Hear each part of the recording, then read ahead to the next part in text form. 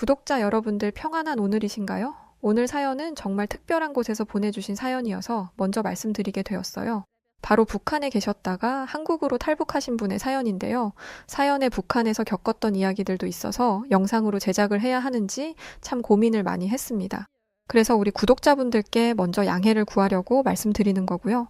사연에 있었던 북한 단어와 문장들은 모두 한국 단어들로 일부 변경하였고, 배경으로 쓰이는 영상들은 북한 영상들이 아닌 상황을 이해할 수 있도록 하는 참고 영상들이니 이 점 양해해 주시고 시청해 주시면 정말 감사한 오늘 될 수 있을 것 같습니다. 그럼 사랑하는 구독자 여러분들, 오늘 사연도 힘차게 읽어보겠습니다. 안녕하십니까? 저는 30대 초중반의 조영옥이라고 합니다. 30대 치고 이름이 올드하죠? 제 또래들의 이름을 들으면 예지, 효연 등등 예쁜 이름들이 대부분인데 제 이름이 이런 이유는 제 출신이 한국이 아니기 때문입니다. 분명 한국 이름인데 왜 한국 이름이 아닌지 또 궁금하실 것 같아요. 보통 여기까지 말하면 제가 한인 2세라고 생각하는 게 일반적입니다. 하지만 저는 한인 2세도 한국 출신도 아니에요. 제 출신은 북한입니다. 북한에서의 삶은 치열했어요. 여러분도 아시다시피 제대로 먹을 수 있는 날은 손에 꼽을 정도였고 어느 순간부터는 중앙당국으로부터 보급도 나오지 않았습니다. 그래도 봄, 여름 정도엔 주워 먹을 거라도 있지 겨울에는 먹을 게 없어서 나무 껍질을 발라먹기까지 했습니다. 나무 껍질을 물에 삶아서 먹으면 먹을 수는 있는데 심한 복통과 변비가 생기기도 해요.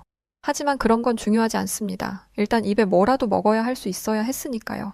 그런데 나중엔 그것조차 못하게 하더라고요. 나무는 높으신 분들 땔감으로 써야 한다면서요. 결국 제 동생은 어린 나이에 영양 부족으로 굶어 죽었고 노역으로 끌려간 아버지는 생사가 불분명해졌습니다. 어머니는 동생을 낳으시고는 의식불명으로 돌아가셨죠. 저는 모든 사람이 이렇게 사는 줄 알았어요. 그런데 아니더라고요. 시간이 흐르고 운 좋게 살아남은 저는 공장으로 가게 되었습니다. 이 생지옥만 벗어나면 배 고플 일은 없을 거라고 생각했어요. 그런데 실상은 작은 감자 몇 알과 옥수수죽 조금이 전부였습니다. 삼시세끼를 챙겨 먹는다는 개념은 없었습니다. 하루에 한 번도 안 나오는 날이 있었어요. 뼈 빠지게 일을 하고 잠도 못 자며 일을 해도 임금을 받아본 적이 없습니다. 그래도 한 가지 좋았던 건 TV를 볼 수 있다는 것이었어요. 그러던 어느 날 제가 알고 있던 세계를 산산이 부수는 장면을 목격하게 되었습니다. TV 전파 송신이 잘 안 돼서 안테나를 만지던 중 아주 우연히 한국 방송이 잡혔어요. 북한에서 한국 방송을 보는 건 사형까지 당할 정도의 큰 범죄입니다. 하지만 갓 20살이 된 저희에게는 호기심이 우선이었어요. 저희는 소리를 끄고 방문을 잠그고 TV에 눈을 고정했죠. 그런데 뭔가 이상했습니다. 한국 방송에서 북한의 국기인 인공기가 나오고 있었거든요. 글을 읽을 줄 아는 친구가 하는 말로는 북한이 남한을 위협하고 있는 방송이 나오고 있었습니다. 저희는 당연히 남한이 두려움에 벌벌 떨고 있을 거라고 생각했어요. 그런데 전혀 아니었습니다. 남조선인들은 공화국의 도발에 어떤 대응을 할 건지 담담히 설명하고 있었죠. 분명 공포에 떨어야 하고 사람들에게 위험을 경고해야 하는데 그런 게 없었던 거예요. 그리고 또 하나 이상했던 건 남조선 방송에서 비추고 있는 평양의 풍경이었습니다. 분명 공화국이 맞는데 아닌 것 같았어요. 저희는 모든 인민이 똑같은 환경에서 사는 줄 알았습니다. 우리가 굶으면 수령님도 굶고 평양 사람들도 함께 굶는다고 했는데 다들 때깔 좋은 옷을 입고 손전화기까지 들고 있더라고요. 저희는 처음으로 뭔가 이상하다는 것을 느끼기 시작했습니다. 순간 정적이 흘렀고 저희 중 한 명이 무겁게 말을 꺼내기 시작했어요. 내가 우리 친척한테 들은 건데 사실 남조선이 우리 공화국보다 훨씬 잘 산다고 하더라고. 저를 포함한 또 다른 한 명의 눈이 커다래지면서 믿을 수 없다는 반응을 하자 그 친구는 속삭이듯 말을 이었어요. 내가 아는 사람도 남조선으로 넘어갔어. 저는 믿을 수가 없었습니다. 남조선은 배가 고파서 사람도 잡아먹는다는데 어찌 남조선으로 넘어간다니? 이렇게 말하자 아차 싶었나 봐요. 맞구나 야. 네가 살던 데는 시골 중에서도 시골이라 남조선 얘기는 들어본 적이 없겠어. 남조선이 공화국보다 못 산다는 건 옛날 일이야. 내가 살던 마을에도 몇십 명이나 탈북을 했어. 다들 거기서 잘 먹고 잘 산다더라. 무슨 말이야. 국경을 넘어가는 순간 사살될 텐데. 목숨을 거는 거지 뭐. 저는 이해가 되지 않았어요. 어떻게 목숨을 걸고 그 끔찍한 남조선으로 간단 말이죠? 저는 친구의 말을 믿지도 않았을 뿐더러 이 불순종자의 사상에 화가 날 것 같았습니다. 하지만 친하게 지내던 동무가 처형당하는 건 원치 않았기 때문에 이 아이의 생각을 바꾸기 위해 노력했어요. 그런데 저는 한국 드라마를 보자마자 제 생각이 틀렸다는 걸 깨달았습니다. 한국 드라마에서 비치는 남조선의 모습은 별천지였어요. 드라마에 나오는 배우들은 전부 잘생기고 예뻤고 로맨스 드라마에서 보여주는 아름다운 사랑 얘기를 보며 눈물을 훔치기도 했죠. 북한에서는 손을 잡고 뽀뽀하는 것도 금지되어 있거든요. 자유연애가 불가능한 곳에서 바라보는 젊은 청춘의 사랑 이야기는 마치 꿈속의 이야기처럼 느껴졌습니다. 그리고 한국 분들은 이해가 안 되시겠지만 저는 매일같이 샤워하는 장면이 이해가 안 됐어요. 아니 대체 어떻게 매일 따뜻한 물로 샤워를 할 수 있는 거죠? 게다가 욕조에 물을 받아 목욕하는 모습은 충격 그 자체였습니다. 북한의 겨울에는 몸에 물 한 번 못 묻히는 일이 당연한 걸로 받아들여지거든요. 저는 결국 탈북을 해야겠다고 마음먹었습니다. 가족들이 있는 친구들은 결국 가지 못하고 저만 말이죠. 저는 목숨을 걸고 북한과 중국 국경지대로 향했어요. 그곳에서 몸을 숙이고 아무것도 먹지 못하며 사흘을 버텼는데 결국 군에게 잡히고 말았죠. 잡힌 자리에서 총에 맞아도 싼 행동을 한 건데 의외로 제게 총구를 겨누지 않았습니다. 그러더니 갔나 운이 좋구먼 길에? 라고 하며 저를 끌고 가더라고요. 제가 끌려간 곳은 바로 중국 검문소였습니다. 중국 검문소에 있던 사람은 제 몸 이곳저곳을 살펴보더니 북한 군인에게 달러를 주었습니다. 네, 인신매매였어요. 저는 그렇게 짐짝 취급을 당하며 중국의 깊은 시골로 들어갔습니다. 제가 팔려간 곳은 가축을 키우는 농장이었는데 저는 그곳에서 짐승만도 못한 취급을 받았어요. 가축은 팔면 돈이라도 되지 제 몸값은 돼지 한 마리 값도 못했거든요. 저는 돼지우리에서 잠을 잤고 화장실도 쓰지 못해서 땅을 파서 볼일을 봤습니다. 밥도 주지 않아서 돼지들에게 주는 밥을 같이 먹기도 했어요. 그럼에도 불구하고 다행이라는 생각을 했습니다. 북한에 있을 때는 나뭇잎을 끓여 먹었는데 그래도 이곳에서는 뭐라도 먹을 수 있었으니까요. 굶어 죽지 않았음에 감사했습니다. 그리고 제 주인은 제가 씻는 걸 허락해 줬습니다. 물론 개울가에 가서 몸을 씻어내는 것뿐이었지만 짐승과 달리 몸을 씻을 수 있다는 것만으로 인간의 존엄성을 잃지 않을 수 있었어요. 지금 생각해보면 정말 끔찍한 일이었지만 당시에 저는 제 상황에 만족하고 있었어요. 그러던 어느 날 키가 훤칠하고 얼굴이 맨들맨들한 남자가 농장으로 찾아왔습니다. 그 사람은 시골 지역을 조사하라는 당국의 명령을 받고 내려온 사람이었어요. 중국인인데 우리말을 꽤 하더라고요. 그 남자는 저를 처음 본 순간부터 퍽 다정하게 굴었습니다. 제가 북한에서 건너온 걸 알고 있더라고요. 저는 그 사람이 절 잡아갈 거라고 생각했습니다. 공산당에서는 북한 사람을 무조건 잡아다 북한으로 송환하니까요. 그런데 그는 그러지 않았어요. 이렇게 고통받는 북한 사람들을 많이 봐왔다며 그런 사람들을 볼 때마다 안타까운 마음이 들었다는 거였죠. 그러면서 자기가 저를 도와줄 수 있다고 말하는데 하늘에서 동아줄이 내려온 것 같았습니다. 하지만 그럼에도 불구하고 쉽게 경계를 풀 수가 없었어요. 그러자 그 남자는 제 경계를 풀기 위해서 먹을 것도 가져다 주고 상처난 곳에 바르라며 약을 챙겨주기도 했습니다. 주인 몰래 두툼한 이불을 주어서 추위를 피할 수 있게 해주었죠. 그 사람에 대한 경계심이 조금씩 풀려가자 남자는 본격적으로 도망가라는 말을 하기 시작했습니다. 그런데 말은 쉽죠. 삼엄한 경계를 뚫고 탈출하는 건 거의 불가능에 가까웠습니다. 그리고 여기는 시골 중에서도 시골이라 걸어서는 절대 산을 넘을 수가 없어요. 아무것도 없는 상태에서 산을 넘는다? 들짐승한테 뜯어먹힐 일 있나요? 제가 이런 상황을 말하자 남자는 무슨 그런 걱정을 하냐며 자기가 도와준다고 하더라고요. 제 생각과 다르게 탈출은 수월했습니다. 새벽에 남자가 오라던 곳으로 나가니 차 한 대가 저를 기다리고 있었습니다. 그리고 그 차를 타고 출발하니 순식간에 축사와 멀어지며 산을 넘었어요. 곧이어 넓은 도로가 나왔고 순간 긴장이 풀리자 저는 까무룩 잠에 들었습니다. 잠에서 깨어보니 차 안에 제 또래 여자들 3명이 추가되어 있더라고요. 어디서 온 사람들이냐고 물어보려는데 제 탈출을 도왔던 남자가 무서운 목소리로 말했습니다. 그 입 다물고 얌전히 가라. 저희는 이때부터 뭔가 잘못됐다는 것을 깨닫기 시작했어요. 차를 타고 거의 10시간은 달렸던 것 같아요. 그 10시간 동안 저희는 말 한마디 못하고 물 한 잔 마시지 못했습니다. 화장실 같은 거 갈 시간 없다고요. 그러면서 본인들은 밥도 먹고 물도 먹더라고요. 본인들 화장실 가고 싶을 땐 교대로 다녀오고요. 남자가 저를 데려간 곳에서 저는 절망했습니다. 10시간이 넘는 시간 동안 불안했던 마음이 확신으로 바뀌었어요. 저는 또다시 팔려갔습니다. 이번에는 식당이었어요. 그곳에서도 저는 사람 취급 따위 받지 못했습니다. 손님들을 대하는 일이라면 그래도 누군가에게 도움이라도 청해봤을 텐데 주방에서 한 발자국도 나가지 못하게 했고 무엇보다 제가 북한에서 왔다는 걸 중국인에게 말할 수가 없었어요. 저는 화장실에 가고 싶으면 주방 안에 있는 간이 화장실을 써야 했습니다. 최소한의 인권도 없고 존중도 배려도 없는 곳에서 그렇게 살았어요. 처음에는 제 신세가 너무 가여웠습니다. 북한에서 탈출한 걸 후회했어요.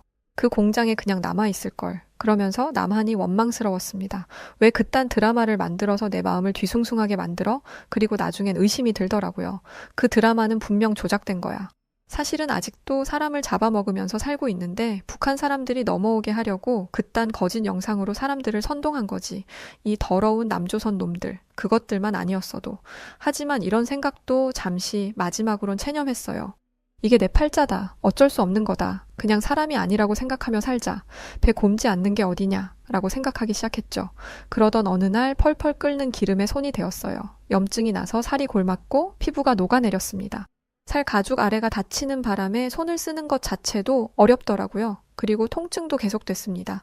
나중에 알게 된 건데 화상은 제때 치료하지 않으면 폐혈증으로 사망할 수도 있다더군요. 참 명줄도 길죠. 그렇게 죽은 사람처럼 일하다 보니 저를 산 식당 주인은 저를 깨끗하게 씻기고 주방일과 서빙일을 함께 시켰어요. 씻겨놓으니까 쓸만하다면서요. 처음엔 감시를 하더니 제가 모든 걸 포기한 듯 보이자 주인의 감시도 조금씩 사그라들기 시작했습니다. 드라마나 영화를 보면 주인공들은 이런 상황을 호시탐탐 노리던데 저는 그런 거 없었습니다. 그 정도로 저는 삶의 미련이 없었어요. 그러던 어느 날 제 지쳐있던 심신을 깨워준 인생의 은인이 나타났습니다. 어느 날 가게 안으로 훤칠한 사람이 나타났어요. 제가 보던 중국인들은 까무잡잡한 피부에 키도 작고 배도 많이 나왔는데 그 남자는 키도 크고 피부도 깨끗하더라고요. 커다란 배낭을 메고 있는 걸로 보아 배낭 여행자인 것 같았죠. 처음에는 꽤 잘생긴 중국인인 줄 알았는데 중국어가 약간 어색했습니다. 저는 중국에서 몇 년 동안 지내며 중국어를 많이 배운 상황이었거든요. 남자는 어떻게든 중국어로 주문을 하려고 했는데 순간 중국어가 막혔는지 혼잣말로 이렇게 말했어요.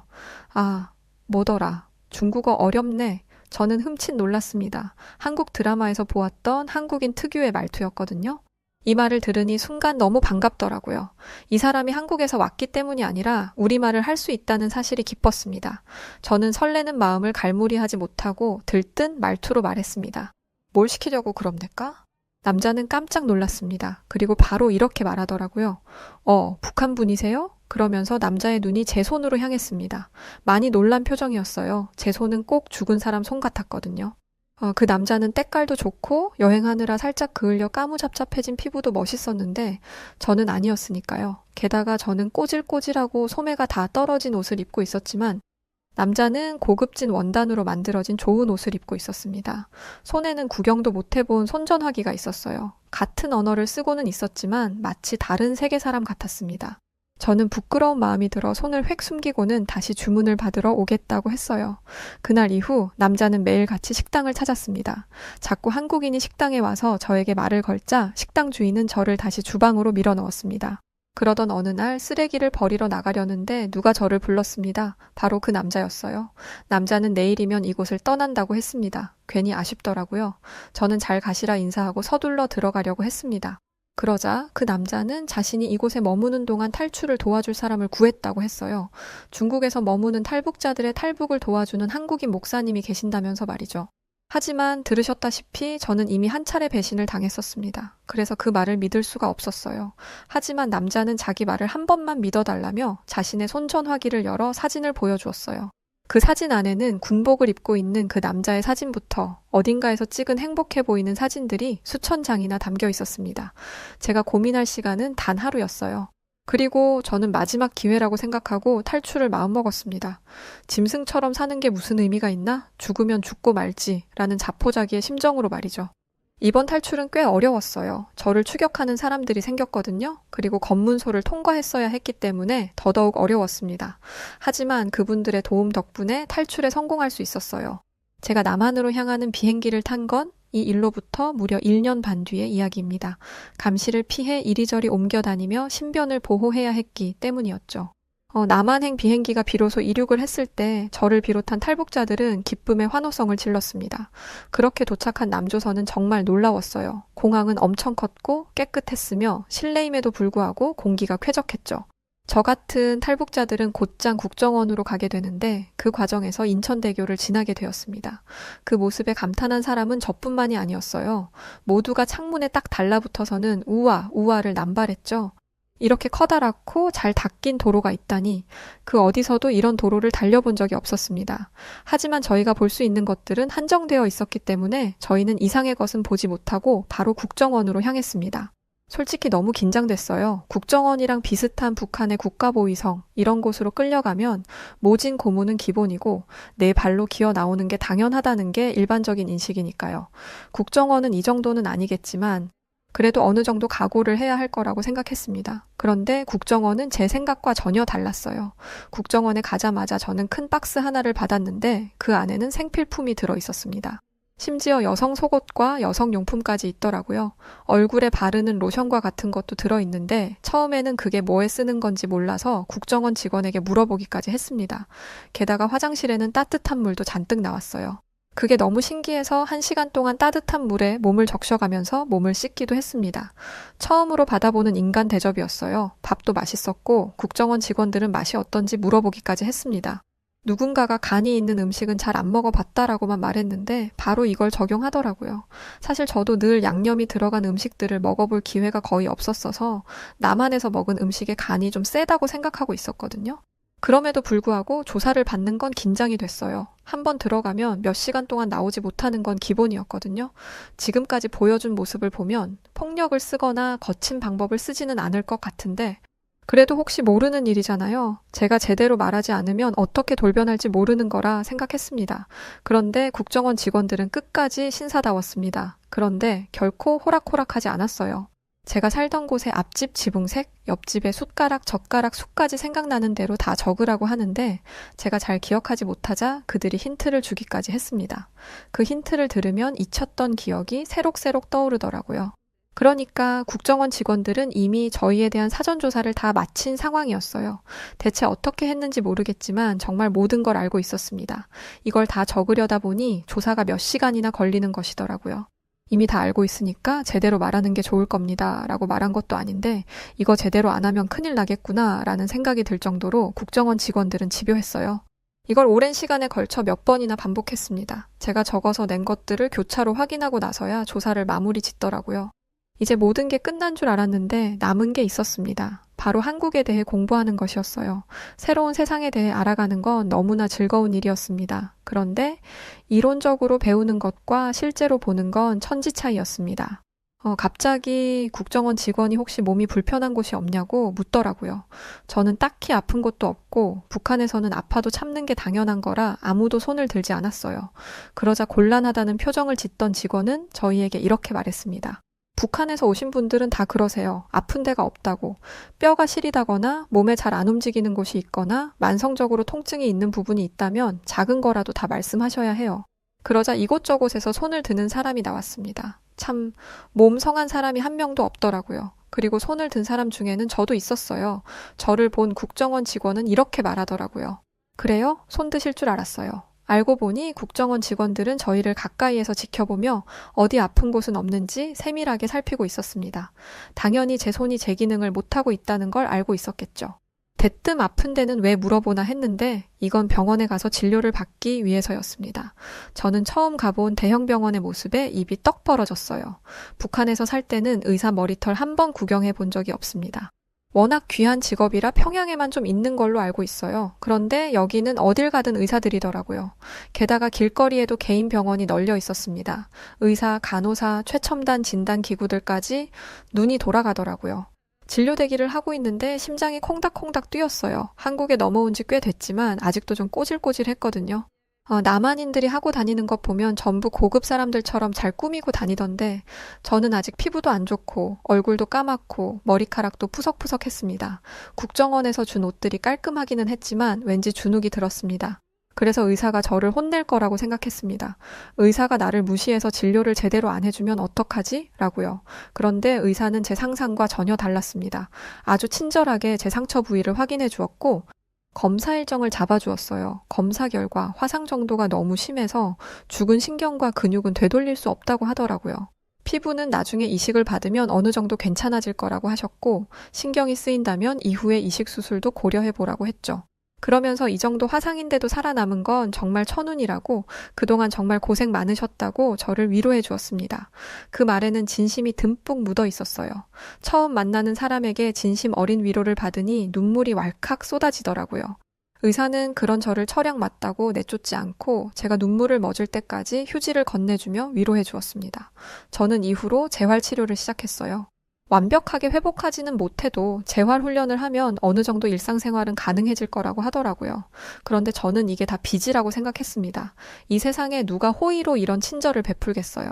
게다가 저는 한국에서 태어난 사람도 아닌걸요. 저는 국정원 직원에게 지금까지 한국에 오기 위해 쓴 비용, 국정원에서 먹고 자고 한 비용, 병원에 다녀온 비용이 많이 나오는지, 뭘로 갚으면 되는지 물어봤습니다. 그런데 직원은 왜 이런 걸 물어보냐고 말하더라고요. 저는 당연히 갚아야 되는 게 아니냐고 물었어요. 그러자 직원은 갚지 않아도 된다고 말했습니다.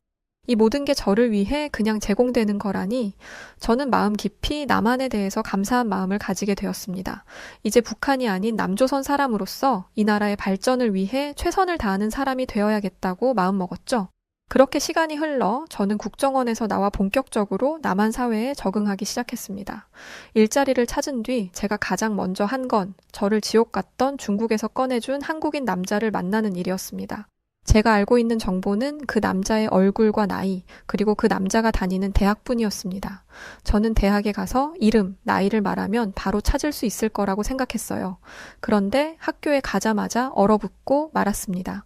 학교가 상상 이상으로 크더라고요. 제가 살던 마을의 몇 배는 될 것 같았죠. 학생들의 수도 어마어마하기 때문에 이런 곳에서 그 남자를 찾는 건 사막에서 바늘 찾기와 같을 거라 생각했습니다. 그 학교 학생들을 붙잡고 물어보니 아마 그 나이면 군대에 갔을 거라고 말하더라고요. 게다가 학교에 과가 수십 개는 있어서 그곳을 전부 돌아보려면 한 세월이 걸릴 거라고 했죠.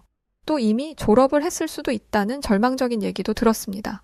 전력을 다해서 그 남자를 찾고 싶었지만 저도 먹고 살아야 하다 보니 거기에 온전히 집중하기는 어려웠어요. 그렇게 2년이라는 시간이 흘렀고 저도 회사에 어느 정도 적응을 했습니다. 그래서 다시 그 남자를 찾아다녔어요. 국정원에서 그런 일을 겪고 난 뒤 그 어떤 은혜도 잊지 않아야겠다고 다짐했었거든요. 이번에도 찾지 못할까봐 많이 불안했는데 정말 다행히도 조금씩 희망이 보였습니다. 한 학생이 제 사연을 듣더니 학생들만 사용하는 커뮤니티에 제 사연과 남자의 이름, 나이를 올렸거든요. 그리고 얼마 뒤 연락이 왔습니다. 그 남자를 찾았다는 놀라운 연락이었어요. 저는 기대 반 걱정 반으로 그 남자를 만나러 갔습니다. 혹시 아닐 수도 있으니까요. 그런데 약속 장소에 나와 있는 사람은 정말 그 남자였었습니다. 그 남자를 만난 지 벌써 7년이라는 시간이 지났음에도 한눈에 알아보겠더라고요. 그 사이에 그 남자는 더 듬직해져 있었습니다. 그리고 제가 그 남자를 찾아다녔을 때는 이미 졸업한 뒤였어요. 학생들 커뮤니티를 통해 찾은 건 천운이었습니다. 이미 졸업한 사람이라 그 커뮤니티에 들어갈 이유가 없었는데 우연히 갖게 된 술자리에서 제 이야기가 나왔더라고요. 그렇게 화제가 된 사연도 아니었는데 말이죠. 정말 하늘이 도와야만 가능한 일이었습니다. 저는 그동안 있었던 일을 말하며 눈물 콧물 다 뺐어요. 그리고 당신 덕분에 제가 새 삶을 얻게 되었다며 거듭 감사 인사를 전했습니다. 그리고 어떻게 해야 이 은혜를 갚을 수 있을지 모르겠다며 어떻게든 은혜 갚을 방법을 찾았죠. 그런데 그 남자는 제게 그 무엇도 바라지 않았습니다. 제가 한 거라고는 수만 가지의 방법 중 하나를 알려준 것 뿐이에요. 그 상황에서 벗어난 건 영옥 씨의 결단과 용기 덕분일 거예요. 영옥 씨가 용기 내지 않았더라면, 의지를 갖지 않았더라면 불가능했을 일이에요. 정말 큰 일을 잘 해내셨어요. 영옥 씨, 정말 고생 많이 하셨어요. 이제 행복하게 잘 살기만 하면 되네요. 그 말을 듣는데 또다시 눈물이 터져 나왔습니다. 그동안 고생했다, 영호가. 정말 고생했다. 라는 어머니와 아버지의 목소리가 제 귓가에서 맴도는 것 같았죠. 제가 은혜 갚을 분은 이 남자뿐만이 아니었습니다. 저는 목숨을 걸고 저를 탈출시켜준 목사님을 찾아가기로 했어요. 그리고 그 길을 남자와 동행했습니다. 저희는 기차를 타고 이동했는데 사는 게 바빠서 한 번도 기차를 타볼 생각을 못했어요. 동해로 가는 기찻길은 너무나 아름다웠습니다. 북한에 사는 황폐하기 그지없었는데 남한은 녹음이 우거진 모습이었죠.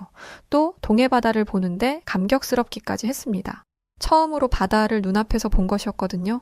저는 동해바다 앞에서 살고 계시는 목사님을 만나 다시 한번 감사 인사를 전했습니다.